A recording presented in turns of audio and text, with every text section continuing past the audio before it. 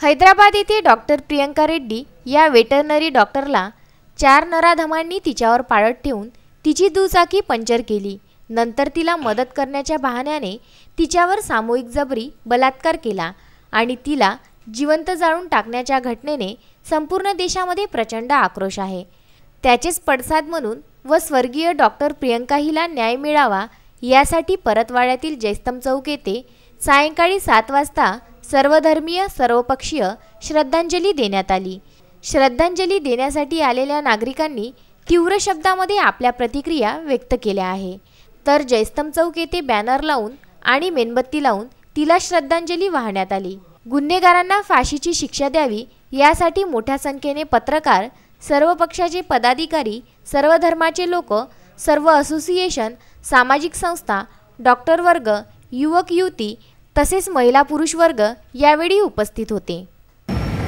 या देशामध्ये झालं खऱ्या अर्थाने जे दिल्लीमधलं निर्भया कांड झालं होतं, त्या निर्भया कांडच्या हत्याराला, त्या निर्भया कांडमधल्या असलेल्या गुन्हेगाराला अजूनसुद्धा फाशी झाली नाही।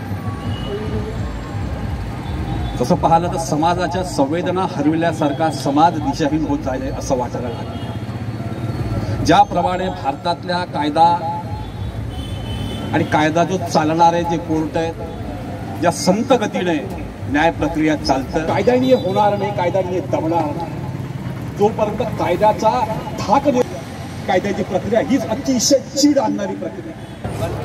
2 दिवस आधी हैदराबाद येथे डॉक्टर प्रियंका रेड्डी ह्या पशुवैद्यकीय होत्या आणि पशुवैद्यकीय क्षेत्रामध्ये फार तर महिला आणि मुली जात नाहीत। पशुवैद्यकीय क्षेत्रामध्ये फार कमी मुली जातात। तसंच राजकारण क्षेत्र, पत्रकारिता क्षेत्र या बदनामीला घाबरून सुद्धा या क्षेत्रामध्ये लवकर कुठल्या महिला जात नाहीत। ज्या समाजात आम्ही राहतो त्या समाजाला एका अर्थानं कलंक लावणारी घटना हैदराबादला घडली।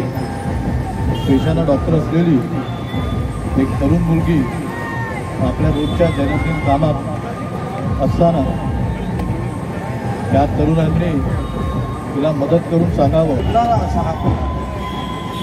ज्या प्रकारे हे कृत्य करण्यात आलं, अशा लोकांना आज आपण समाजात वावरण्यासाठी किंवा हे समाज बांधव ठेवण्यासाठी सुद्धा हे नाही। समाज में हो रही उसके लिए कुछ नहीं कर सकते, उसके लिए हमें खुद की शक्ति खुद बनना होगा। अब हम एक होकर इसका कुछ निष्कर्ष निकाले।